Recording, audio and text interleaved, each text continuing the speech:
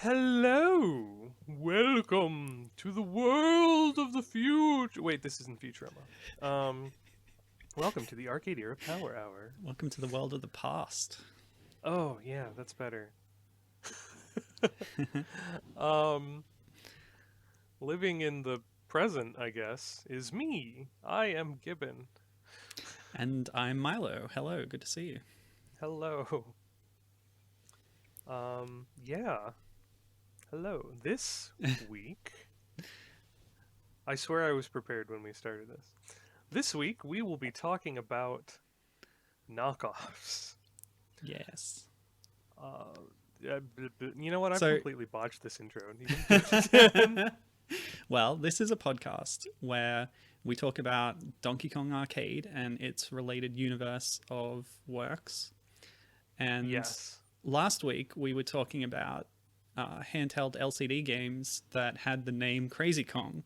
Yes, we did. And we're sort of jumping off that to cover a similar area of things, but a bit broader.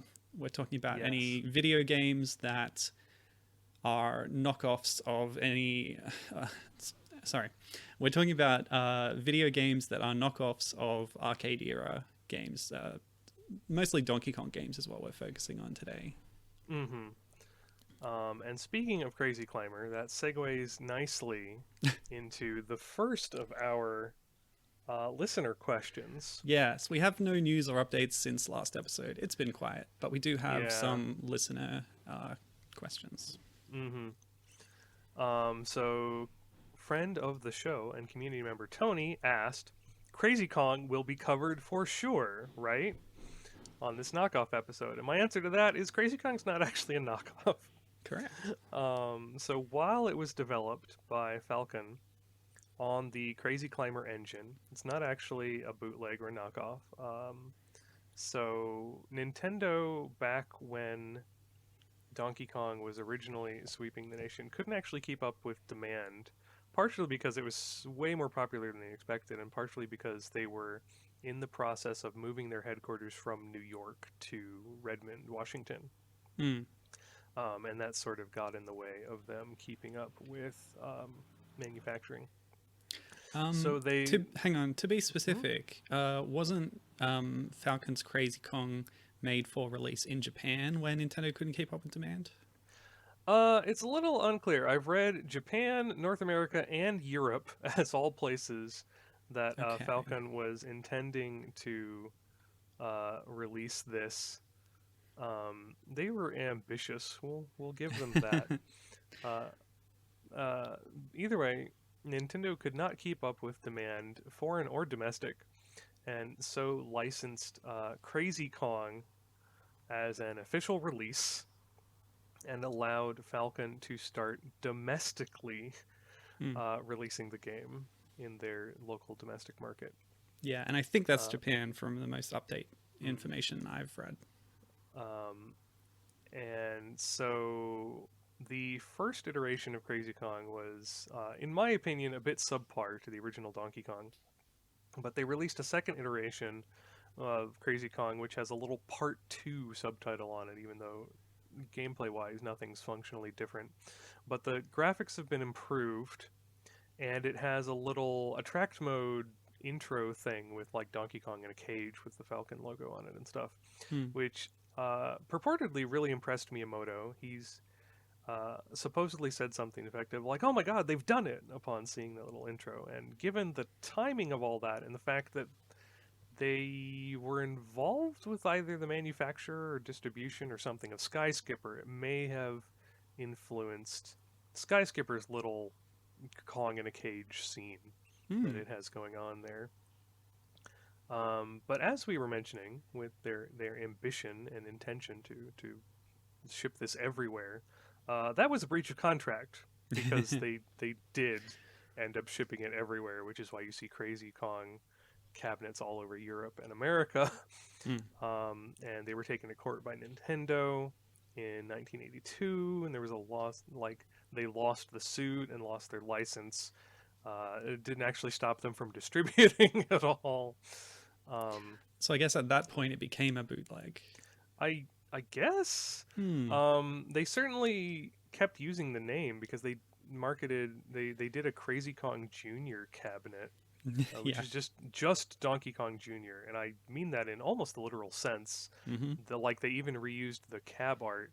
But it occurs to me that given the timing of all this, Crazy Kong Jr. might have fallen under the license. I don't know. It's hard to dig up Mm. particulars on this since it was Yeah. like 30 some odd years ago. But interestingly, because of the Crazy Climber connection, this creates a bit of a weird alternate Donkey Kong heritage, where you've got the Crazy Kong giant gorilla in all of the Crazy Climber games, all the way up through the latest release, which was on the Wii. And you could kind of argue that that's still Donkey Kong Sr. And if that reasoning sounds a bit shaky, I would point you to the fact that this connection was actually acknowledged in Donkey Kong 94, where Senior's expanded repertoire of moves and attacks and stuff, like throwing down dumbbells from the ceiling and bric-a-brac and whatnot, is directly lifted from what Kong does in the Crazy Climber games. Wow. And just to further full circle that, those moves were then later referenced in Donkey Kong's moveset when he was added to Skylanders.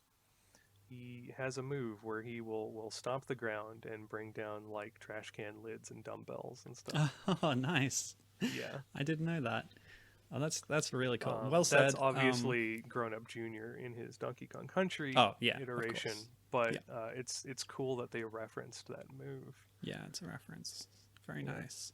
We do need to do a full episode on Crazy Climber one day because, like you say, that's a whole lineage of games that are very directly spun off from Donkey Kong in a way. So yeah. So to answer Tony's question, not a knockoff, but I guess we did just cover it. Yeah, cool. All right, our second question comes from Parry Queen, community member of the thing, community member, who asks, what's the definitive version of arcade Donkey Kong, and why is it DK94? And also she added that the best way to play DK94 being through the Super Game Boy, of course. Yeah. So do you have any thoughts on this? Yeah, so my opinion is that any version of Donkey Kong where you can play as Pauline is the definitive version. So I see. that would be the original hack of the NES Ultimate Edition or whatever it's called. And then the subsequent arcade hack, and then somebody made the Atari 2600 hack as well. So any of those is the best way to play Donkey Kong. Fair. Or you can create the game in Family Basic with the pre-installed set of Pauline sprites, but that requires a bit more work. Yeah. Yeah. For my money, I'd say if you want an authentic arcade experience, I'd point you at the Arcade Archives release for the Switch, and further pimp out the Fangamer Flip Grip accessory, which allows ease of use while playing games in portrait mode, which some games do, Donkey Kong being one of them. Does that have a D-pad? The Flip Grip is just sort of a thing that slots onto, like you slot the Switch into it and then slide the Joy-Cons into it. Oh. So you can hold it with the Joy-Cons, but the screen is in portrait mode. Right. Okay. So, yes, because the Joy-Cons have a D-pad? No, they don't. Oh, they don't? No. Well, you can get Joy-Cons with a D-pad. You can get third-party ones, I guess. Yeah. The only official, apart from the Pro Controller, the Switch Lite has a D-pad, but you can't put that in a Flip Grip. It doesn't have a D-pad, but it has, like, directional buttons. Yeah, it does, but so, yeah. I mean, same difference. It's not the same. It's just not the same. As for sort of the original game in general, I'd say yeah, Donkey Kong 94 on the Super Game Boy, since it does have those original four levels, but vastly increases Mario's movement options. But then continues the story with several dozen more levels and mechanics and little story scenes, and it's really really fun. Sneaks in somehow Mario entered the Mushroom Kingdom lore. Yes, yes, It's yes. just good all around. Yeah. In a way, that is, a way of playing the original Donkey Kong levels, just with a Yeah, different system levels. and a different game. So, Yeah. yeah, that is a good answer, I think. hmm Um, if you want to take it a bit further, you could say that, like, things like the Saturday Supercade is a version of the Donkey Kong events. So that's a way to experience the arcade Donkey Kong story, or like the coloring books. And I like those for their story and stuff. So Yeah, those are fun. I can't deny that. yeah, Let's see. Kathy. I'm not sure I know yes, who Kathy is. that is my Kath. spouse. So this question arrived Okay. via the medium of dinner table conversation. Okay. When I said, "Oh, we don't have many listener questions for tomorrow. You tell me something." And so she Okay. said, "All right, what is the most offensive piece of Donkey Kong merchandise?" And you know what? I actually tried to find something. I spent a good few hours Oh combing wow, through Donkey Kong merch because there's a decent amount of it. sure. Because like Donkey Kong was the brand before Super Mario Bros. Came out on the Oh NES. yeah, absolutely. So there was a huge And amount of I stuff. couldn't and like given the game's heritage of like riffing off of King Kong, which itself actually riffs off of a rather racist precursor film that nobody talks about anymore. You'd think Donkey Kong might have something. No, no. Donkey Kong's pretty wholesome all around. Doesn't really get into that sort of thing much.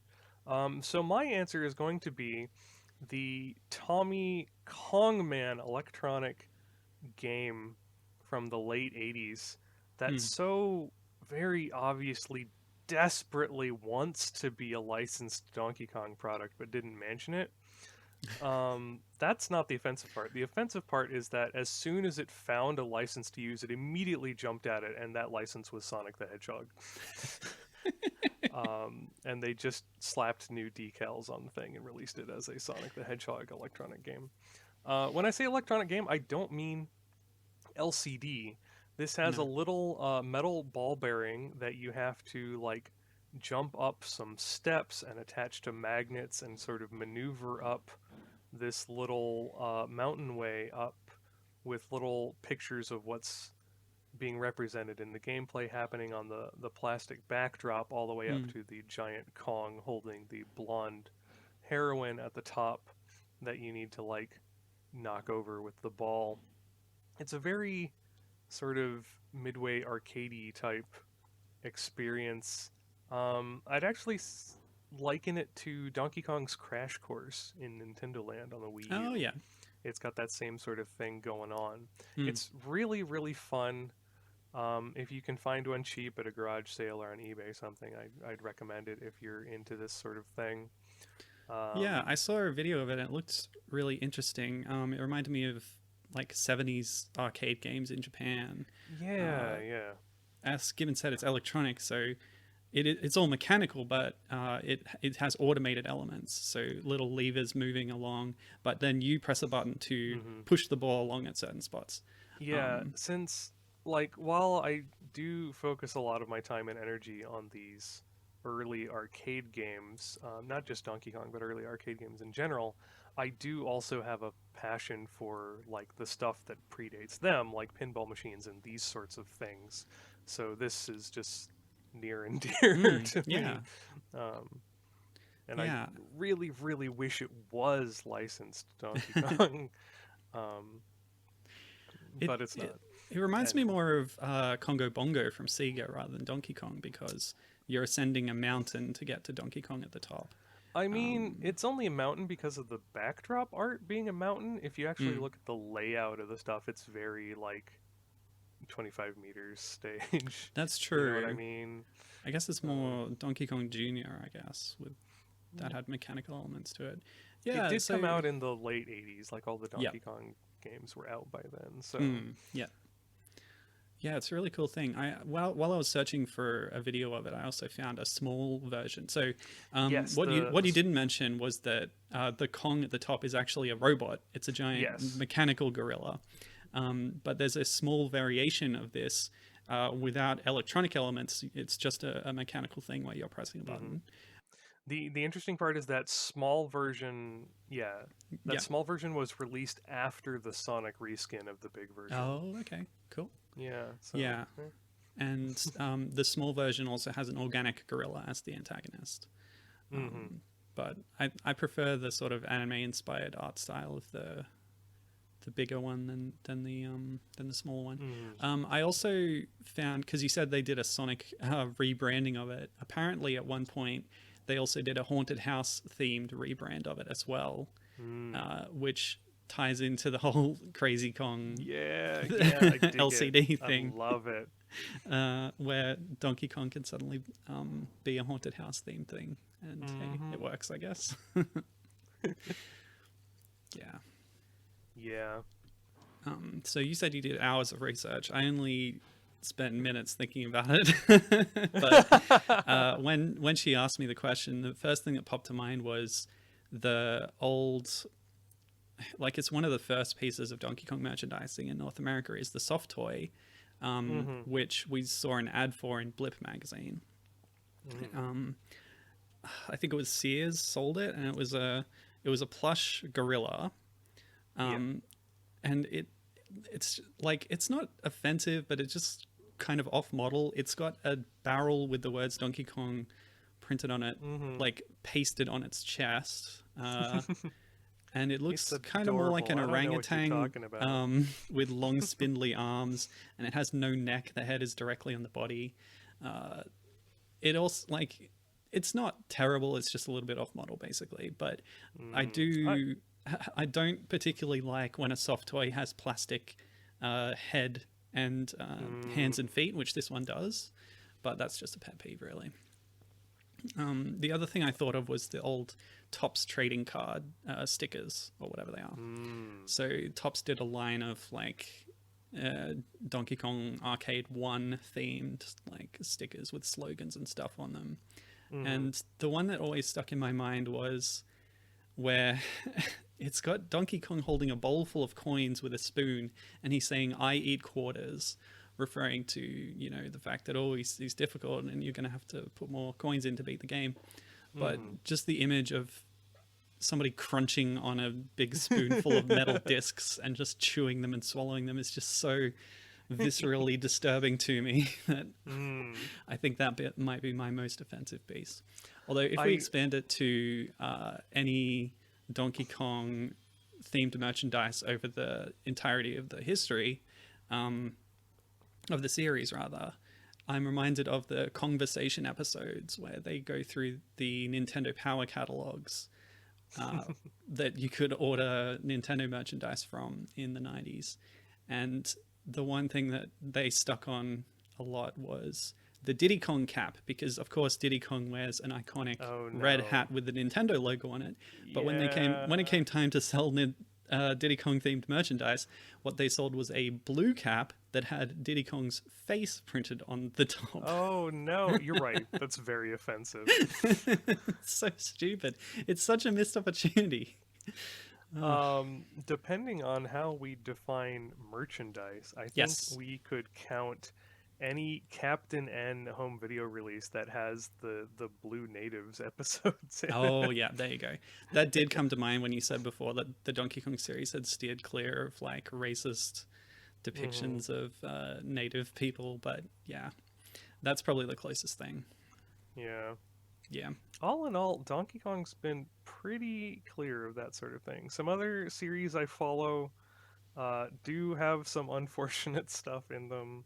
Like Mm. early Wonder Boy games have some like tar baby enemies in them, and it's like, Oof. oh no. Um, because What about Japan the just depiction didn't understand why that was bad Yeah, at the time. they didn't. What about the depiction of Mario in the Super Mario Brothers Super Show?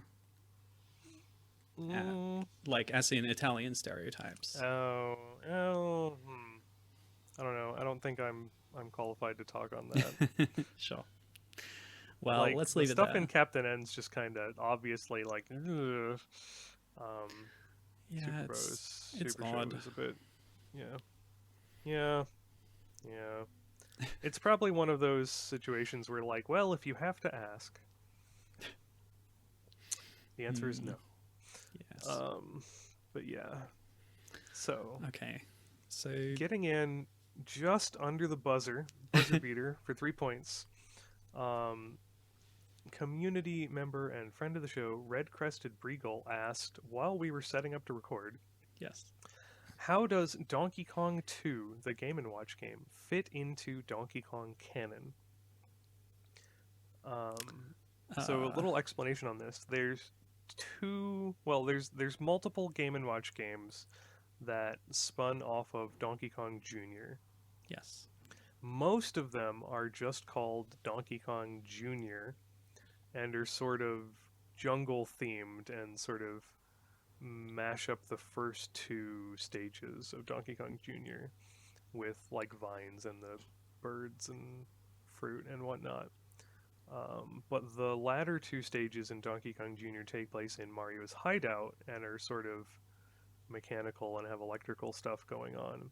And Donkey Kong 2, Game & Watch title, is sort of built on those stages, although the art in the background does have some sort of foliage on the sides to indicate that like the hideout is still in the middle of a jungle. It's just you're now at the hideout sort of thing.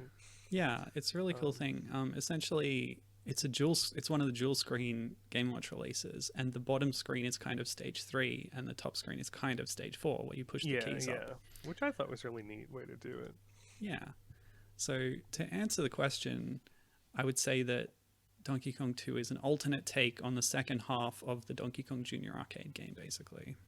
Yeah, those early games are a little fuzzy because like obviously the Game & Watch of the original Donkey Kong is sort of supposed to be like just those events. But like Junior's in that game. That's actually like the first appearance of Junior. Yeah, as alarm as the alarm feature. No, he's called Mini Donkey Kong. Mini Donkey Kong, that's right, sorry. And so it's like, well, he wasn't in the original arcade game, and this came out before Donkey Kong Jr. So like, it might just be one of those like, these events happen often, sort of things. So you can just sort of count all of these releases as like, it's just these characters do this a lot in a Saturday morning cartoon sort of endless shenanigans style of happenings. Saturday Supercade. Well, yeah. DK94, speaking of that, does recontextualize, the early games, and then has Junior appearing as a minor antagonist to you as well. That's true, but as I believe Breagle pointed out in the chat when this was being discussed, the marketing for DK94 seems to indicate that it's a new adventure. Yep, I believe it. That makes sense. Yeah. Sure. You could just say DK94 is like Donkey Kong 4. It takes place after Donkey Kong 3. And still leads into revisits areas and leads into Mario entering the Mushroom Kingdom for Super Mario Bros. That does fit that part into it quite well, doesn't it? It also explains how Mario has so many more abilities, because I guess he's been working out in those times. That's and true. Now he doesn't die from a 2-foot drop, iron. and and now he can do backflips and stuff. Yes. So did we answer the question? Yeah, I think so. The question was, how does it fit into Donkey Kong canon? And my answer is, it's just another encounter. Special mention to the color tabletop version of Donkey Kong Jr., which has elements such as umbrellas and balloons that you can hold on to. And I think that's the first appearance of red Donkey Kong balloons, technically. Exactly, yeah. Yeah. Cool. So, shall we move on to the topic then? Yes. And the topic was Donkey Kong was really, really popular, and other people wanted in on it. It was so popular. It can't be understated how big the Donkey Kong mania was. And naturally, a lot of other developers said, hey, I want some of that. Give me a piece of that pie. And came forward with their own games that were, pretty similar to Donkey Kong, or in some cases, like direct clones of Donkey Kong. Yeah. And this is, like we said, it's spinning off of last episode's discussion where we talked about the knockoffs that people did in the LCD space. I actually brought up one of the games that we're covering today on that show, and then from that Gibbon said we need to do a whole episode on this.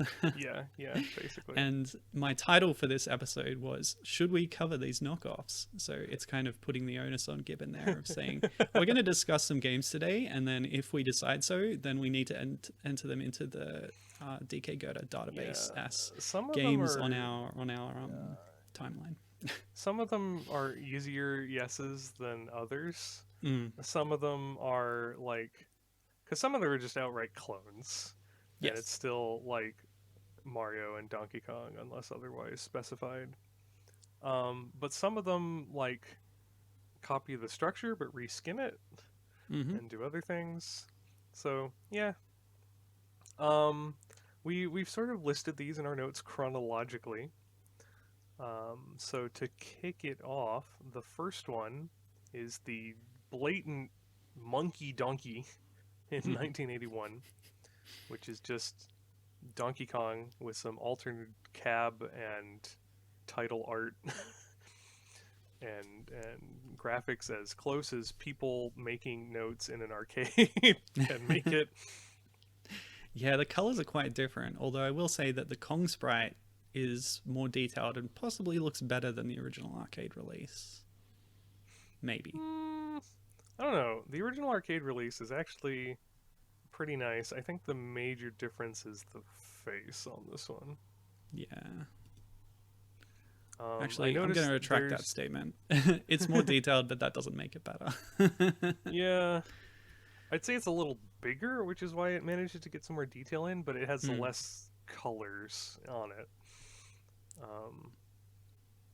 Yeah. But yeah, it's functionally identical.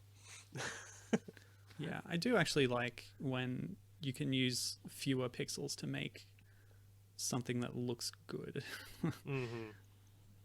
Yeah, I think a lot of people have like the NES version in their memories, so they're like, I don't know, Donkey Kong wasn't that detailed, and then you see the arcade version and there's like a few more colors in the palette, so and they're able to give like Donkey Kong some more definition and detail, and people just don't remember that most of the time.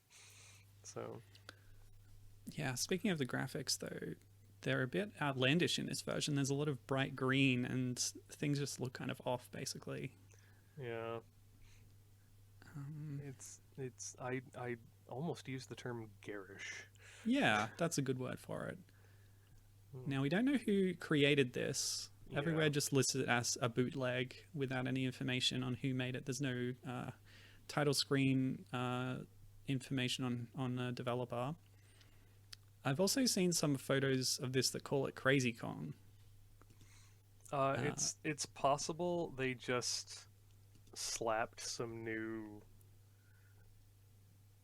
If I may posit a theory, it's entirely possible that Falcon just slapped some new cab title art on their Crazy Kong machines. But theirs didn't have the weird colors of this no, Monkey Donkey. No, they didn't. That's true. So, yeah, I don't know. So I would say it's probably the bootleggers just taking a random title and slapping it on. That's true. Yeah. Because you do see this in the bootleg space of the same game being rebranded with different names. Just to make it seem like it's fresh and new. Yeah. But that's also strange when you're exactly replicating the gameplay of an existing game. So I don't get it, but yeah, essentially. I mean, it's a bootleg. They're not following regulations already, so. Well, they're not following logic. I just don't understand. Yeah. Well, it might have been an issue of what they were capable of doing, because like maybe they were cannibalizing cabinets, but didn't have like all the hardware they needed. Hence, like the colors came out wrong when they substituted in their own stuff. I don't know. Well, Arcade I stuff guess. works weirdly. Yeah, it does. Yeah. We already briefly mentioned the next thing on the list, which would be Wait, Crazy Kong. we didn't do the court part. The court part Okay. is, what's your verdict? Are we covering this or not? Bang your Eh, gavel. like, it's literally just Donkey Kong. Mm-hmm. Like, if we could find some more definite release information on it, I would probably include it on a list on the site, just because I do Interesting. want to. But I would likely include it under the list of all of the different releases of Donkey Kong, if that makes sense. Okay. That's Because I interesting. do want to include all the like different releases of those Hmm. games. We sort of mentioned them in a couple different places on the site, but I kind of at some point want to do an article or a page or something on like here's the Atari release and the Commodore release Oh, yeah. and this that and the other thing, and just sort of listing like Monkey Donkey and this sort of arcade game Hmm. alongside like Crazy Kong and Crazy Kong Part 2 as like and here's another release. That Legality actually makes questionable. sense. Yeah, it's unlicensed, but it's Yeah. another version of the game. So here it Yeah. is. Okay, I can go along with that. So Yeah. the verdict is yes, we're covering it. Bang the gavel. Yes. Yes. That's my gavel. Mm-hmm. Uh Bang huh. bang. Where's the bongos? Pan pan. Gavel bang. I have some Um bongos over there. I don't know if it'd be yeah. loud enough though. Falling under similar jurisdiction, Mm. we've already mentioned this one earlier, would be Crazy Kong Jr. in 1982. As mentioned, this one might have fallen under a license depending on the timing. Um, but yeah, just shameless Donkey Kong Jr. clone. Mm-hmm. I don't even think there's really any graphical differences in this one, and it reuses the cab art, except Donkey is replaced by Crazy in someone attempting to do the same lettering style, but it stands out a little that it's an edit. Mm-hmm. Um, it's functionally identical. Now you And say it. honest, hmm? Sorry, go on. I was gonna say that given the, it's unfortunate that Falcon fell out with Nintendo Mm. because after Nintendo got taken to task themselves over Donkey Kong Jr.'s source code, Mm-hmm. I imagine they would have kind of leapt at a ground up reconstruction from Falcon with their own code going on. Mm. You know? Yeah, and like you say, the original release of Crazy Kong, the first one, wasn't arcade perfect, or wasn't perfect to the original release. But Yeah. this one is Junior seems to be more faithful. Their clone of Junior, Hmm. even though it was built from the ground up, as you say. That's Yeah. interesting. Less research has gone into this. I wasn't able to find a whole lot of information. Crazy Kong Jr. is just not that big in the competitive Donkey Kong scene, and they're the ones who Mm. really pay attention to those sort of gameplay differences and stuff. Mm. So, And you said yeah. it reuses the cabinet art. I saw. Yes. Do you mean the cabinet art of Junior? Yes. Because I saw some versions of the cabinet art that reused the Crazy Kong cabinet art.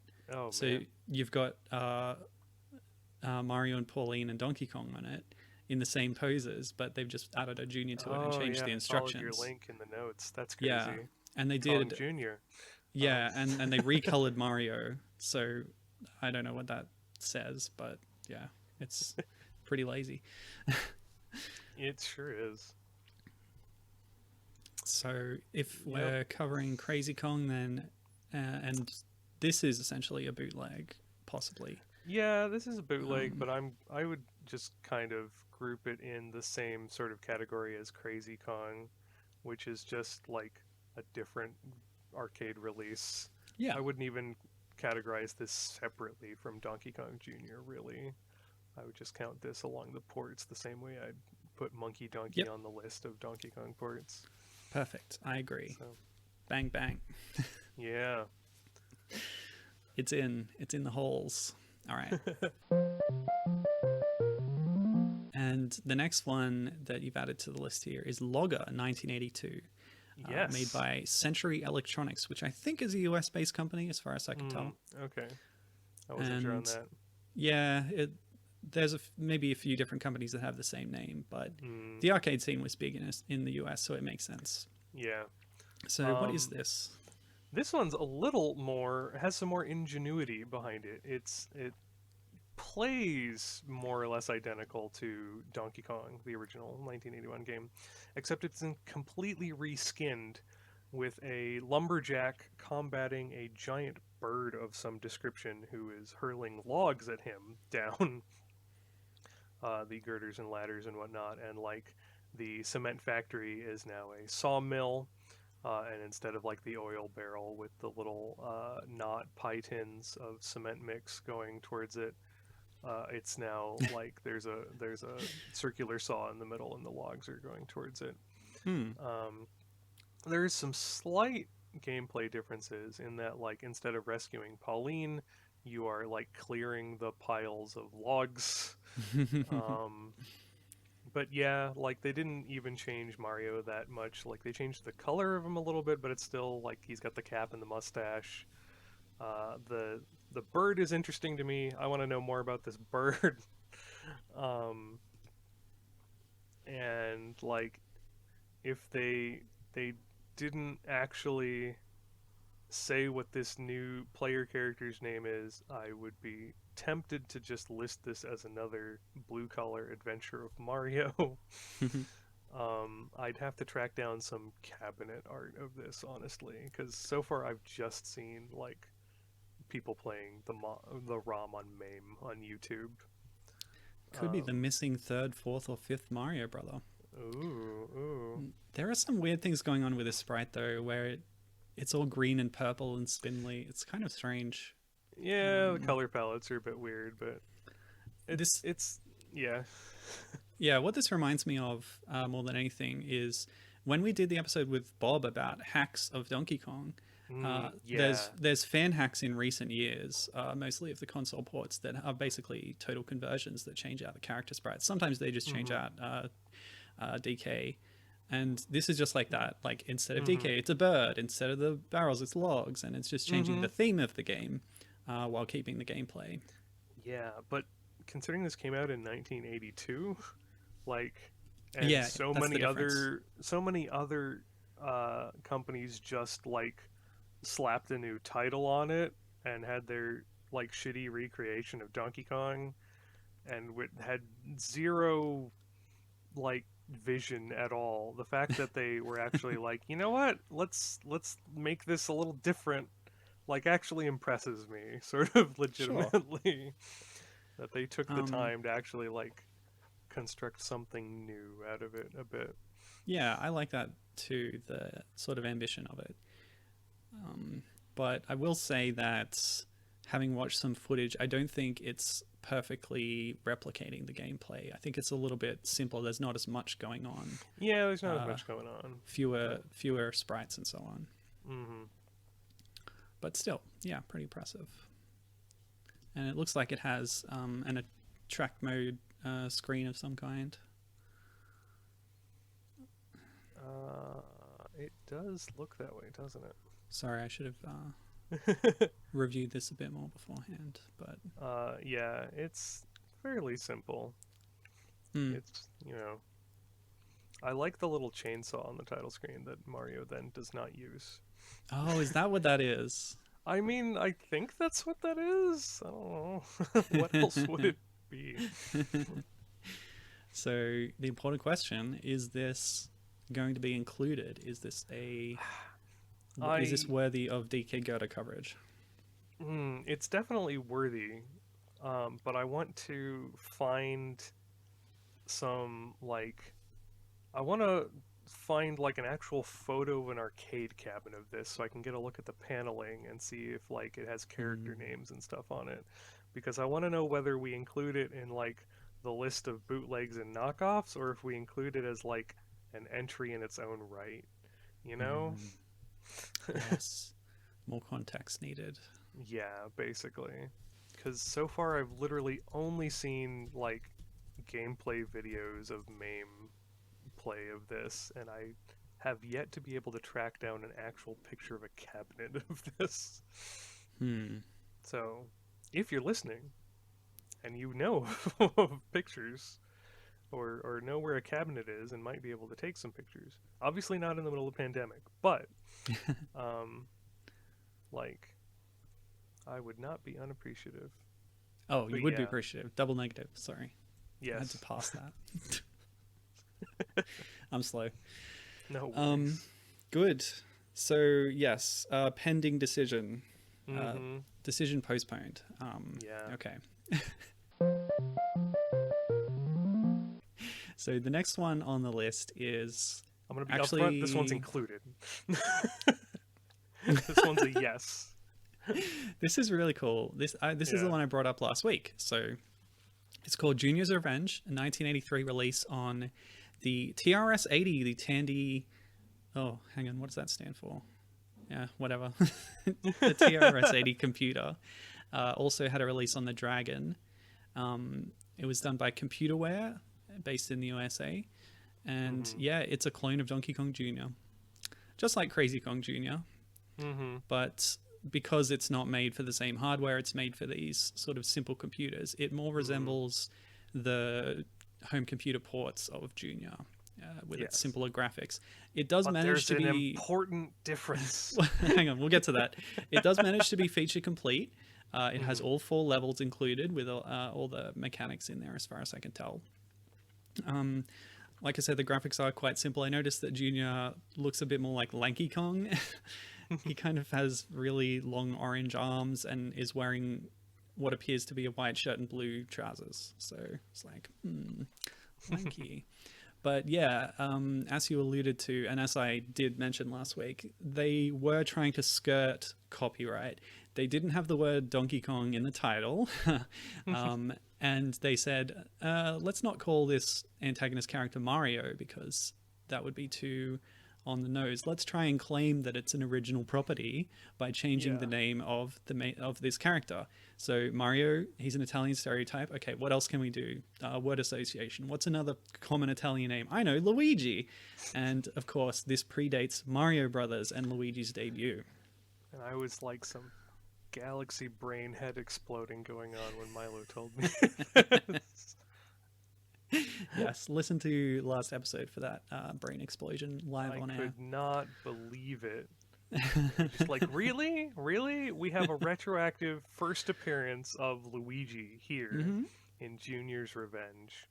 And putting him in the context of the Donkey Kong Jr. story, which is what we always took to be the case, considering the intro where you have 2 copies of the Mario sprite carrying the cage and like, oh, okay, so one of them must be Luigi, clearly. Yeah, and here in Junior's Revenge, the little attract mode intro where Donkey Kong is being carted up in the cage, there's only the one Italian plumber up there, so we can, it's Luigi. Mario's been defeated.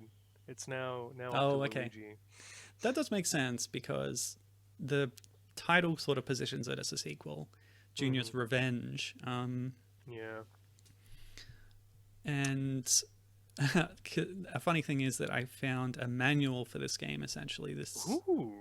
And it was actually talking about a reissue of the game. So the title in the manual is Return of Junior's Revenge. Oh, man. Which I don't think is indicative of the game itself, but yeah. And there's a whole story in there where they avoid using any of the established names. You play as Junior, the gorilla is your dad, and you must save him, etc., etc. This would be a simple task except for the trained animals Luigi has sent to stop you. And it goes on like this. Nice. So, very, very nice. So yes, Yeah. as Gibbon said, we did have a preemptive decision. This is inducted. Junior's Revenge is an official, not official game. Yes.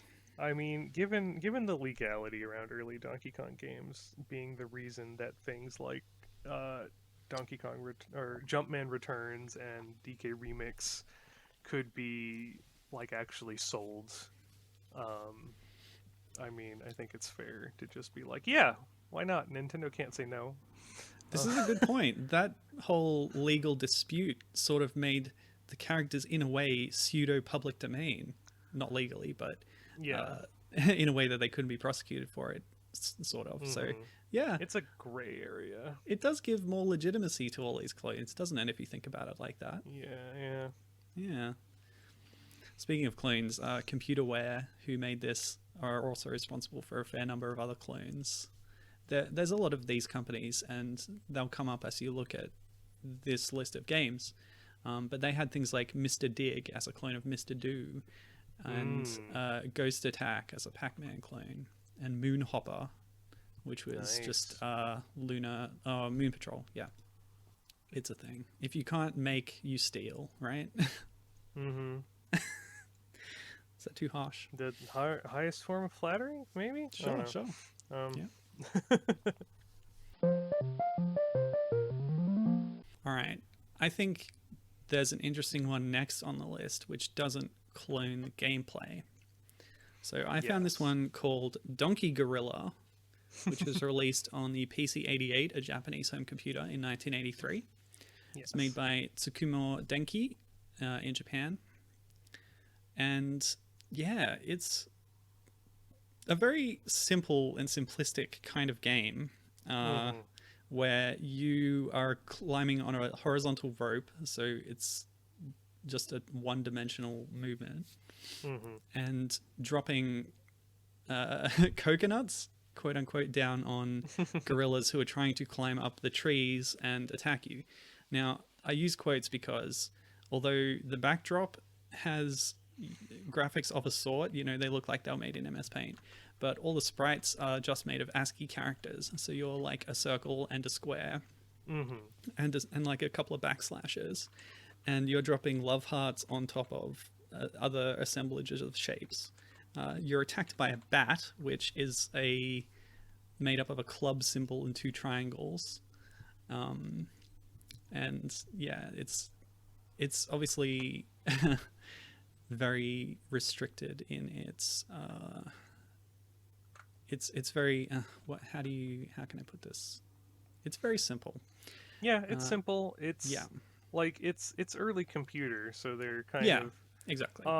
It's almost ASCII. The only sounds are clicks from the PC speaker. it reminds me of doing stuff on the Commodore 64 where I have characters like it would be considered ASCII art these days, but like these characters look like they're made up of the like standard character set, like parentheses and slashes and circles and squares and stuff. So it's not unlike NetHack and stuff. Yeah, kind of early games on computer. So the because it's essentially its new gameplay setup, which is pretty cool, but the connection to Donkey Kong, you can see the title, it's Donkey Gorilla, which is a bit, but it's more explicit in the text of the game itself. So there's a whole huge paragraph of written intro in the game, which I managed to translate with the help of my loyal translation partner, Horsey Pope. And she had a real trouble with it because it was all in katakana. So it's kind of hard to parse what words are and what they mean when you don't have kanji and you don't have spacing and stuff. But anyway, this is what we came out with. It's the 29th of the 7th, 1983. Your helicopter had a breakdown in the skies high above Africa.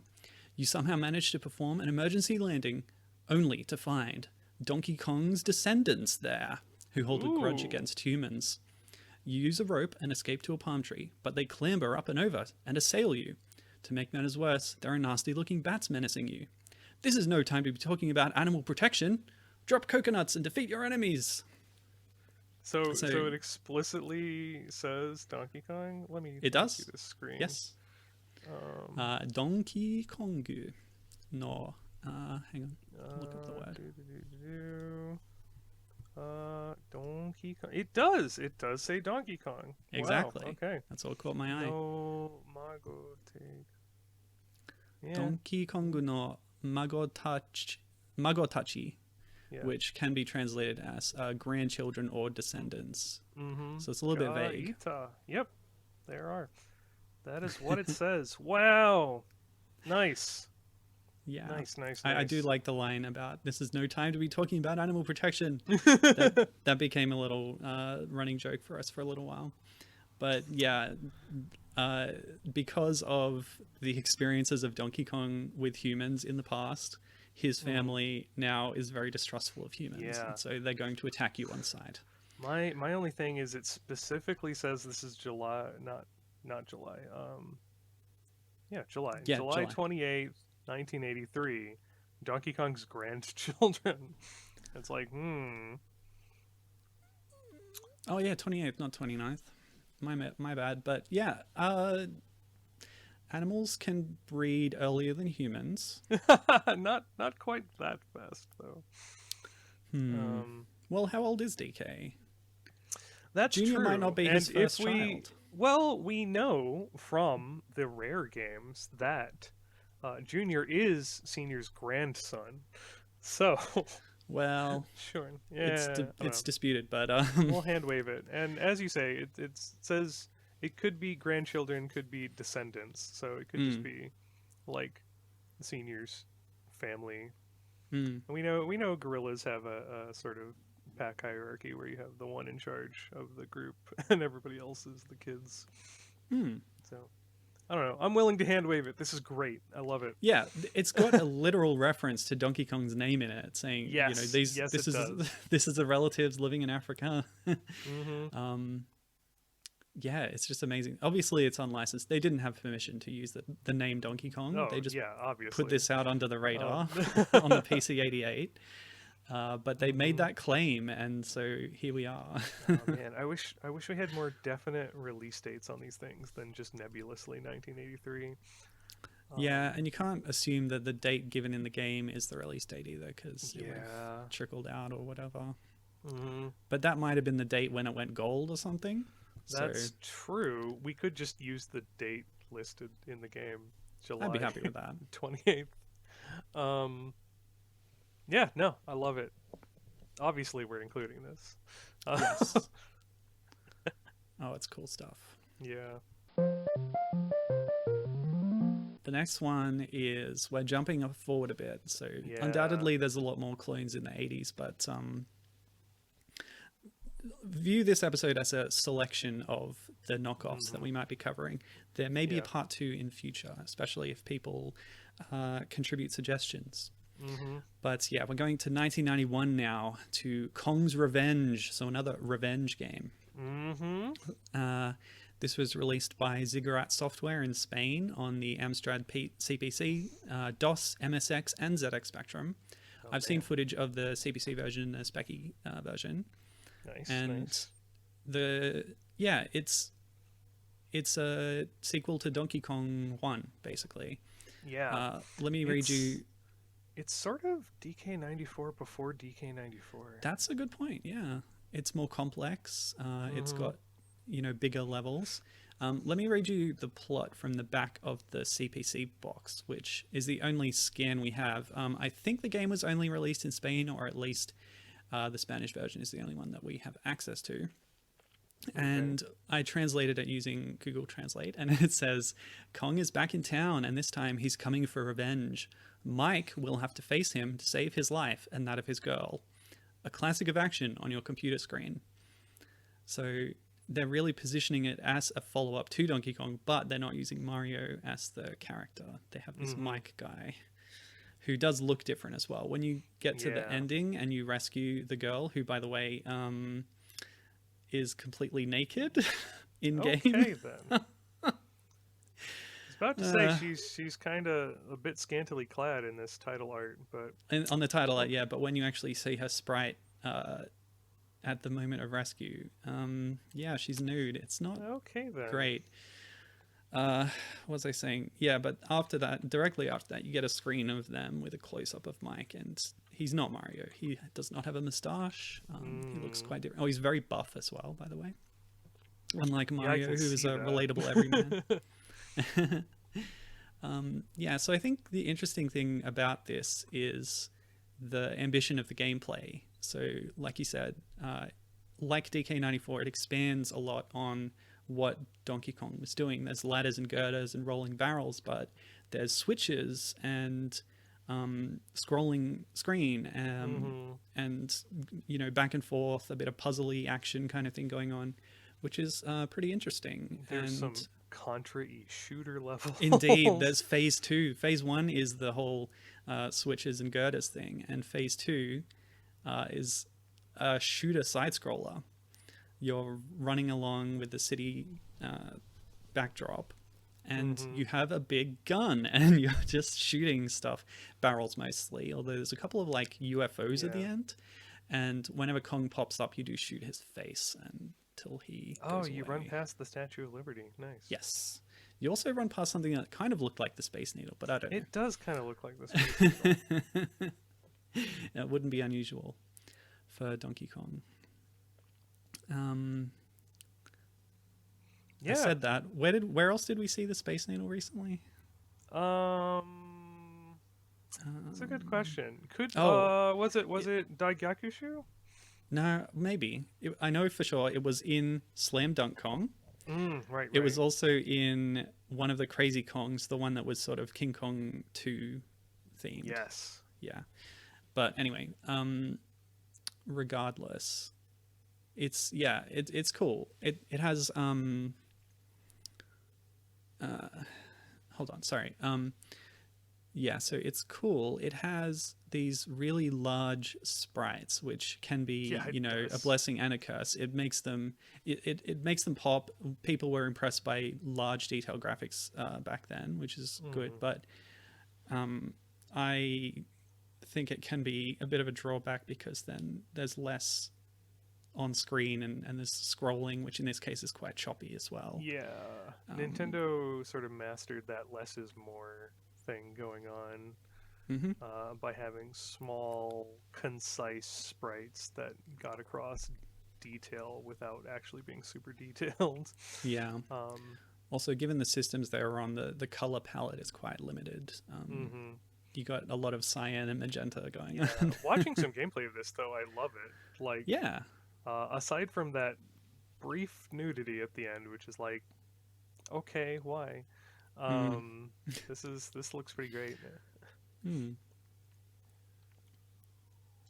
Yeah. Yes, and so who is Mike exactly? Is he the 6th missing Mario brother? I don't know. My initial reaction is to just go scour the Super Mario Bros. Movie to see if there's anybody named Mike in it. Well, it brings up this point of like, what is Kong taking revenge on if this is not Mario? Is it just humanity in general, similar to his descendants in the African jungle? Revenge on the city? I don't know. Yeah. Who knows?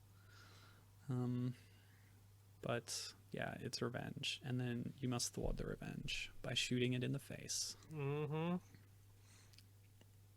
I was it's thinking so bizarre about how Donkey Kong 3 sort of prefigured Contra in that fashion, as the original like run and gun platformer. Yeah, it has platforming and shooting, but what's interesting about DK3 is that it's a cutesy form of shooting. You have a spray gun and there's bugs, so there's a theme to it. It's not just giving Mario an Uzi. Like, what was Donkey Kong missing? Oh, a firearm. Yeah, sure. Yep. As Rare later determined themselves on the Nintendo 64. Indeed. This time Donkey Kong has the photorealistic shotgun. Yes. Yeah. Which was changed to a coconut gun. Yeah. Speaking of Donkey Kong 3, though, we come to the only Donkey Kong 3 knockoff on this list. And the only one we could find. Donkey Kong 3 for the Game and Watch. I did find a not licensed, like there was a plug and play console that looks like an N64 controller that Mm. has like 100 games on it, but all of the games are just like ROM hacks with the graphics changed. Okay. Um, and so they have a Donkey Kong 1 hack that is changed to be like all fish for some reason, but it's otherwise identical with the same sound effects and stuff, and it's like the NES version. And similarly, they have a sprite hack of the NES version of Donkey Kong 3 on there called Frogland that now has like knockoff Frogger sprites in it and a giant bee terrorizing the swamp. That's I pretty thought that cool. was really neat, but didn't quite fit the like original creation. That's more of a that's like it's a ROM hack, you know? I was a bit Yeah. iffy of including it on the list. Yeah. Um, I ROM do hacks are a bit of a like different my category. fan Frogger connection things though, so that really I was there for that Oh crossover yeah. aspect. Just like So Donkey Kong, Frogger's another one that got just countless clones, just mountains yeah. of knockoffs Mm. and bootlegs and stuff. It's Um, really huge. so oh, that's Um, something we should have included. We should have included was it there was like a Commodore game or something that's mm. something like Mario's Beer Factory or something. Oh yeah. And it's sort of Donkey Kong without Donkey Kong. It's just Mario going up with these rolling barrels and stuff. Well, we It's can save really that for part really two for simple. sure. No, we can. We totally can. Maybe we could include that in a Jumpman episode because that's another sort of unofficial spin-off series we want to go over in a similar vein mm. to Crazy Climber. Mm. Yeah. But And anyway, you mentioned Donkey Kong 3. Friend of the show, Orson Zed, before recording, also mentioned Donkey Kong 3 Daigyakushu by hmm Hudson, which, as I pointed out, is officially licensed and a sequel, so not really covered on this episode. But that is one of the rare follow-ups to DK3 that exist. yes, And we've talked about it before. DK3, It's amazing. yeah. As we were saying Mm, about Donkey Kong Jr., it did get a lot of Game and Watch spin-offs. I think it had three different Game and Watch handhelds. It had Junior, Tabletop Junior, mm, and Donkey Kong 2. mm-hmm. Um, but that was sort of it for Donkey Kong Jr. Donkey Kong 3 also has a decent amount of stuff surrounding it. It's got Greenhouse, which precedes it, but also has Mm. Donkey Kong 3 Game and Watch, and it's got Daigyakushu, And and arguably, Donkey Kong Hockey is like a variation yeah, of Donkey yeah, Kong 3 Game & Watch, hmm sort of. yeah. I was about to mention Yeah, that. yeah, So yeah. it like, despite it being a bit more low profile than its predecessors, it did get a decent amount of love Hmm, from Nintendo, at least. yeah. As we were saying here, not a whole lot of knockoffs. Nobody was in a hurry to knock off Donkey Kong 3. Um, Except for the brave, except for the the brave brave, innovators of brave, Taiwan. yeah. So, So there was this system called the Supervision mm, that was sort of, it wasn't liquid crystal display, but it was very, wasn't it? was Well, the it? Game Boy had a liquid crystal display, didn't it? Oh, I suppose that's What do fair. you call it? A Liquid dot matrix or crystal, something? I don't know. liquid crystal, I guess, encompasses more than people typically think of. Yeah. That was in early '90s in Taiwan, and this release came out for it. It was called Super Kong, Mm, and it was the very much based on the Game and Watch version of Donkey Kong 3, with some yeah. slight changes. Like Kong has a tail for legal reasons, I assume. Um, Well, there is a reason for it in the game's plot. According to a site that I found, which has a really extensive sort of write up of it, I think they might have got their information from the back of the box, if you can call it a box. These games were sold in a plastic blister pack on a cardboard backer. oh man. So very cheap, keeping the cost down. Mm. Um, and so, according to this site, a monkey ate some chemical waste and then mutated into Super Kong and got Oh, all fun. buff. So it's like a gorilla size, but it's a monkey with a tail. Mm. Yeah, that's why it has a tail. And your Okay. player is Little Boy in capitals, who it talks about this being in like the American wastes, and your character is a native. So I guess they're a Native American, but it also talks about jungles. So maybe they're a native South American if they're talking about the entire continent of America. Yeah, so it's a little unclear, but the setup, like you said, it's like DK3. Kong's on the left side of the screen, you're on the right, and then you're climbing vines up and down. And you throw these crystal balls, which is the replacement for the spray gun or whatever. And there's obstacles falling in the middle. You have to sort of throw between them and hit Kong on the other side, knock him all the way down to the floor, and then you win that round. Meanwhile, there's also caterpillars crawling along the ground coming to your rope, and you can jump off the rope to deal with those. And so that's another connection to DK3, which wasn't in the Game & Watch, the whole bug element. Graphically, it sort of, the aesthetic is like, oh, what if they put a DK3 port on the Game Boy? It's got that sort of look to it. The Supervision was very much a Game Boy competitor. But unlike Donkey Kong 94, like, there's not a whole lot more to the game than that. Well, no, it's quite simple. A lot of the Supervision games are, again, to keep costs down. They were, like, Nintendo, their big innovation with the Game Boy was make something good but cheap, using slightly outdated hardware, but, you know, using creativity to actually get good results out of it. Maybe there was not as much creativity happening at Watara when they made the Supervision, which was marketed over the world as things like the Quick Shot Supervision. So this game was actually made by Thin Chen Enterprise, another Taiwan-based company, and among their catalog is a lot of Supervision games as well as some NES games, you know, Mahjong games and a bunch of other clones of this type. But for a clone, it does have some cool, unique elements. Like, it's not just literally the DK3 Game & Watch. And it also has different decisions to when DK3 Game & Watch was remade in Game & Watch Gallery 4 for the Game Boy Advance and updated and stuff. And replace Stanley with Mario. This will not stand. Yep, hate I it. will fight this. Yeah. It's cool. But is it really counted here? I don't know. I think, like, this seems more of a side note type thing, because, like, it's explicitly not Donkey Kong. Narratively, it has nothing to do with the Donkey Kong premise. But it's tough to leave it behind because DK3 has so few antecedents and inspirations. I'd want to at least, like, have a note about it or something. I don't want to just leave it out to dry. Well, hey, you know, we make the rules. We're not DK. That's true. Who cares?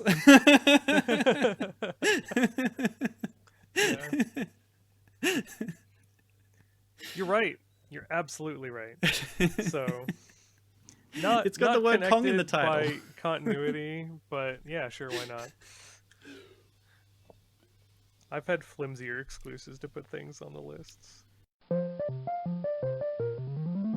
Okay, well, speaking of flimsy excuses, the next one that I brought up is extremely tenuous. So while researching the Supervision, there's another game. There's not many games that were on the system. It folded not too long after its release, so there's only about 30 or so games on there, which actually makes it more successful than the Virtual Boy, come to think of it. But yeah, there's this game called Sunny Express. And this one we don't know as much about. We don't know who made it. We don't even have a ROM dump of it, so we can't play it through emulation, which otherwise is supported for the Supervision. This just caught my eye because it stars a monkey, basically. And I noticed Sunny, and having talked recently about the Saturday Supercade, Sunny is a relative of Donkey Kong Jr., right? Oh no, that was Uncle Julius. Sunny appeared in the Donkey Kong segment as a friend of Donkey Kong. But yeah, in this case, it's a monkey wearing clothes, which is good. Is it a monkey? I don't that see a fits in the tail. wheelhouse. Oh no, you're right. It could be a chimp or something. Could be Sonny when he was younger. Yeah. See, this is why I wanted to bring it up. I wanted to make these kinds of fanons about it. But yeah, Also, he's wearing overalls and a baseball cap, and he's some kind of bicycle courier. Well, actually, he's on a bicycle in the cover art, but all the gameplay sprites clearly show a moped. So, who knows what to believe? yeah, but... there's definitely more going on here than in the previous Supervision game we talked about, because there's a map screen, there's scoring, there's like the actual map that Sonny rides around, like GTA style. Yeah. I don't know what game this is ripping off. Where do these screenshots come from if we don't have a ROM dump? These are pretty clean screenshots. That's a good question. I want to play this. Me too. Yeah, this looks kind of fun. It is. Well, I don't know about fun, but it looks fascinating. We'll put it that way. Yeah, like there's a whole city that you ride around. You deliver parcels to people. Oh wait, in game he's not wearing overalls. Another discrepancy between the game graphics and the cover art. But either way, yeah, it's a fun little thing. I would be interested to find a ROM of it, but until then, what do we decide about including it? Is that flimsy headcanon enough to consider it a Donkey Kong related spin-off? I want to do some more investigation. I want to put this in the bucket with Logger, where we need to do some more investigation. Yeah, I'm leaning towards like this was just not really, like, it's a stretch. It's a big stretch. Yeah, it's a stretch, but it still looks kind of fascinating, and I want to play it. All right, suspended decision. Yeah. So we've got one more on the list here that I managed to find doing this research. We're jumping another decade ahead again because we're going from 1992 to 2005. Oh, man. To a German-based PC developer called Magnussoft Deutschland. And this game is called Jack's Crazy Kong, although I'll note that there's a Jack's Crazy Kong 2 as well, released the following year. So all of Magnussoft's titles, as far as I can tell, or a lot of them, are clones, much in the same way that these earlier developers just did bootleg copies of the gameplay and might have changed the theme a bit. This is a variant of a DK kind of setup, but all the level designs are new, which is a point in its favor, I suppose. It sort of features the in-house mascot of Magnussoft at this time, Jack, from the title, who is kind of this white bread, blonde guy wearing a blue cap. And he featured in a bunch of their games at the time. Jack's Soccerman, which is a Soccerban clone. Jack's Boulder Match, which is a Boulder Dash clone, is very blatant. He was in 2 Jump Jack games, although the second one is pretty interesting because it has an edgier art style and he has a gun again. They've added that element.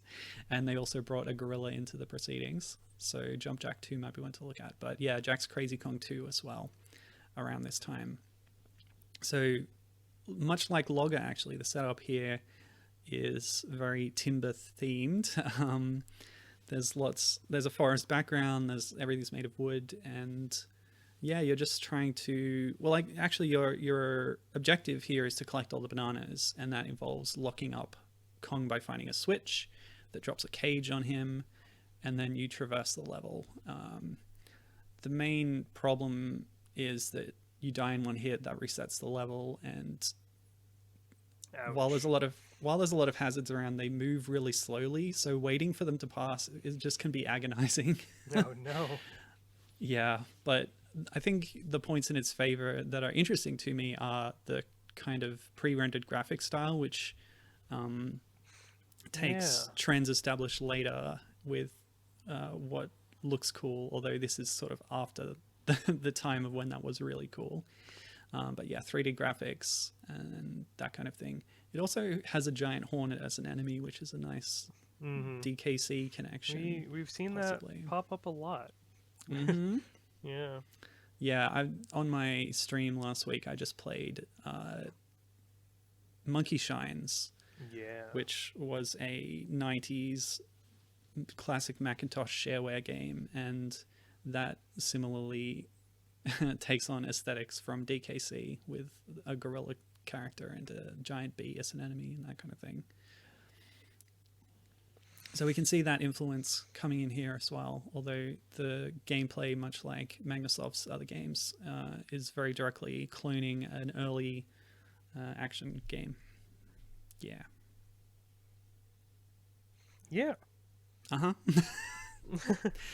Sorry, that was a big exposition dump on my part. What do you think of this one? No worries. I don't know. This one, while it's a more direct clone, seems a bit more divorced from the arcade stuff, especially considering it's sort of just their mascot character in another knockoff adventure in a series of knockoff adventures. Yeah, that's true. So I don't know. Maybe we can have a big page where we talk about the ones that don't quite make the we're going to include this in. Oh, here we go. Continuity. We're gonna have an honorable mentions at DK. Yeah, we can have our own honorable mentions page, basically. The great aborted project that I was spearheading at DK Vine. That still exists. Those pages are around. By the way. Yeah, they exist. I just stopped updating. Oh, that's. I mean, you covered most everything already. I was about halfway through. From my notes. Wow. Yeah, okay. There's more. There's a lot more. Well then. But it's a lot of stuff that the community would be familiar with anyway. I love rare games and stuff. Yeah, that's fair. Anyway, my view on this is that if you're including Logger, you should include Jack's Crazy Kong as well. And by the way, I don't know if I mentioned, but Kong is spelled with a C here, so another little copyright sidestep. Okay then. I could go either way. I'm gonna have to think on that one. Only because if Logger is included, then the fact that this also has a logging theme gives it slightly more credence. I see. I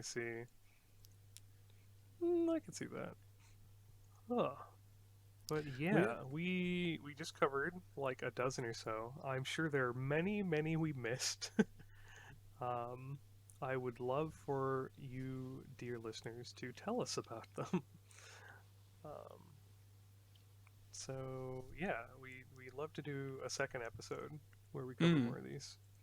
Yeah, investigating and researching this was fun. I hope the episode was fun too to listen to.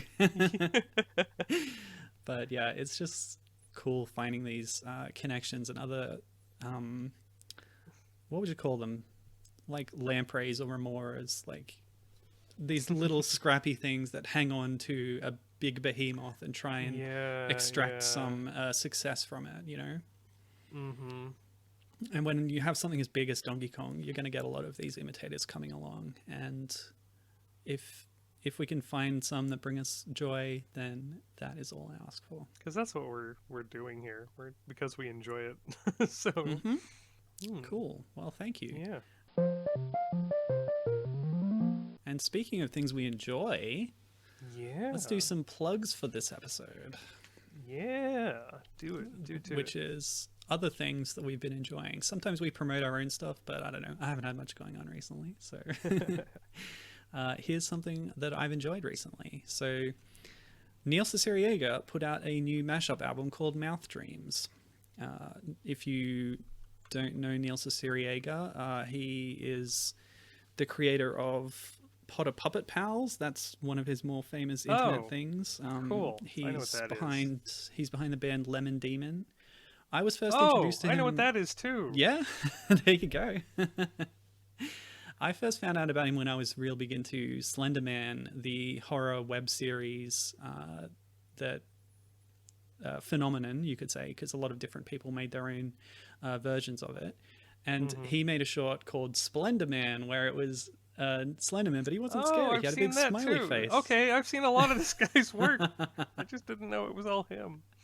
Yeah, when you look into it, he's behind a lot of cool stuff. So he's a Damn. comedian and a musician and an editor.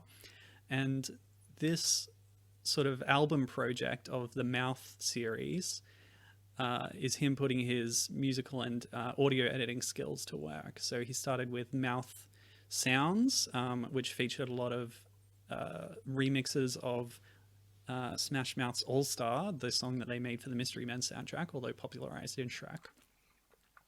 He followed it up with Mouth Silence, which featured no Smash Mouth remixes as a sort of challenge. And then Mouth Moods, and now Mouth Dreams is the most recent one. And it's just a joy to listen to. Their sort of mashup remixes and audio like collages of popular songs being mixed together, and that's that sort of thing. The centerpiece of this album is Limp Bizkit's Nookie. To the vocals for that put timed up to the music to Sledgehammer.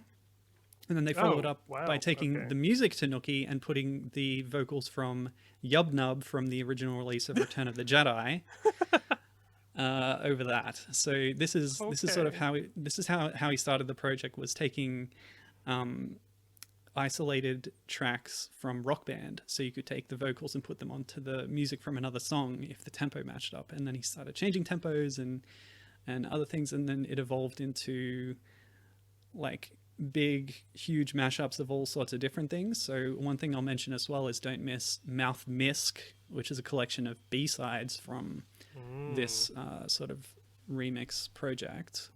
Fascinating. And it includes one of my favorites of his, Who, which takes a lot of different tracks that use the word who, like Who Are You and Who Let the Dogs Out and Who's That Pokemon, and puts it all together. And like, it's great because the results are really funny but also really catchy and listenable. So yeah, that's the latest one, Mouth Dreams, which you can find at neilsis.com, and we'll put a link in the description. Nice. Yes. I'll have to listen to some of those Mouth albums at some point. Everybody was talking about them, and I just had one of those, like, I don't know what this is, and I'm afraid to ask. Do you understand it now? Kind of. Kind of. Much better than I used to. Okay. My plug is going to be Soma Bringer. So I recently finished playing all of the Xenoblade games for the first time, starting with the recent release of the definitive edition of Xenoblade 1, and then doing Xenoblade 2, and just the other week finishing up Xenoblade X. And I'm sort of moving backwards through the series. I've played Xenogears and Xenosaga before, but it's been ages. And while sort of gathering up copies of games to put on the shelf to be replayed later, I read up on some of Monolith's other games, like Baten Kaitos and Soma Bringer. And Soma Bringer was like the first thing they made for Nintendo after the buyout. And it's apparently a bit of a dry run for Xenoblade. It's got a lot of the same mechanics and systems.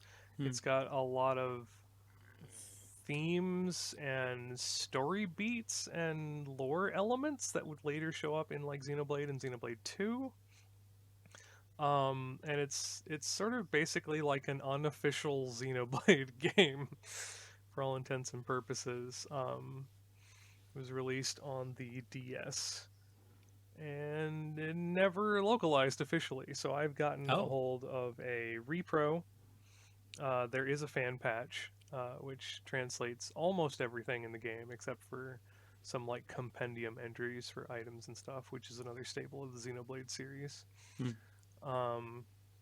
But you can play through the whole thing and get all the story and character interactions and stuff in English. Cool. Aren't fans great? Yeah, fans are great. And so I have started that up, and I'm now playing through this like Xenoblade Zero, basically. Nice. But I just wanted to sort of promote it a bit, get some more eyes on it. All 12 people who listen to these things. Yeah. I on a previous episode, I actually plugged Chrono Cross, and basically all the Xeno series evolved out of Chrono Cross in a way. Chrono Cross actually came out after Oh, that's true. After Xenogears, yeah. Gears, But it's tied into the lineage. Yeah, it's tied into the lineage. Xenogears started out as a pitch for Final Fantasy VII that didn't get used, although Final Fantasy VII, as released, does borrow a lot of elements from that original pitch. But then... And that original pitch also heavily influenced Chrono Cross's plot. Yeah. And then Xenogears was greenlit to be its own thing, not Final Fantasy, and it started like in that not Final Fantasy development. It started as a Chrono Trigger sequel, which is why like Luca and some other Chrono Trigger elements are in like the beginning of the game. And then yes, it also influenced Chrono Cross when that was later developed. So you can kind of view this Xeno series as like a sister / spin-off series to the Chrono games in that respect. Yeah, so. You saying that almost convinced me to play it, but then I became too overwhelmed with how many entries there are in the Greater Zero Super Series. Xeno, sorry. I mean, as far as JRPG franchises go, it's got like a relatively low number of releases. Like fair enough. There's Live Alive, which is like the spiritual starting point, and Chrono Trigger. That's one like I do want to play. Spiritual sequel, and then you got Radical Dreamers and Chrono Cross. You've already looked at Final Fantasy Dimensions 2. Yep, and another Eden. Yeah, and that's it for like the Chrono side of things. Yeah, I think And then you have Xenogears, Xenosaga 1, 2, and 3. There is Xenosaga 1 and 2 on the DS, but that's literally just retelling the story of Xenosaga 1 and 2. Yeah. There's Xenosaga Freaks, which is just a sort of side entry. It's not really important to anything. It was just sort of like a tied over thing. Has some like mini games and some like small visual novel like joke side story entry stuff on it. Also never got released in English, so and then the Xenoblade games, and I guess Somabringer thematically. I'm kind of keeping an eye out to see if there's any like actual connections in Somabringer as I play through it. With your expert's eye, that would be interesting. The only other thing on my list is Final Fantasy 13-2, which is Final Fantasy not entry on with my lists. Time travel. I'm going to play it. I'm going to keep an open mind and see what comes out of it. I will play it eventually. But you were really turned off by the first one, weren't you? My idiosyncratic brain cannot get past the fact that I would have to play through Final Fantasy 13 again before I play 13-2, because that's just how my brain works. I've decided. I'm normally like that a lot too, but I've decided to skip 13-1 and Lightning Returns. I'm just going to play the middle entry. I thought that'd be dumb and silly. I'll do that.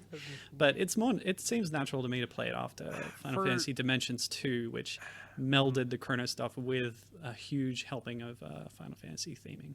That's super fair. I can get behind that reasoning. It doesn't work for me, but I can understand. But yeah, so anyway, Somabringer. That's my plug. Good. Okay. So that'll do it for this episode. This was fun. I hope you had fun listening to it as well. And thanks, Gibbon, for joining me on this dumb idea I had. Yeah. There are no dumb ideas, just dumb executions. And even then, if they're fun, it doesn't matter. So. Sure. And that describes a lot of the games that we talked about today. Yeah, it does. Good stuff. So we'll catch you on the next one. I've been Milo. And I continue to be Gibbon. I'm going to stop being Milo right after this. Oh, okay.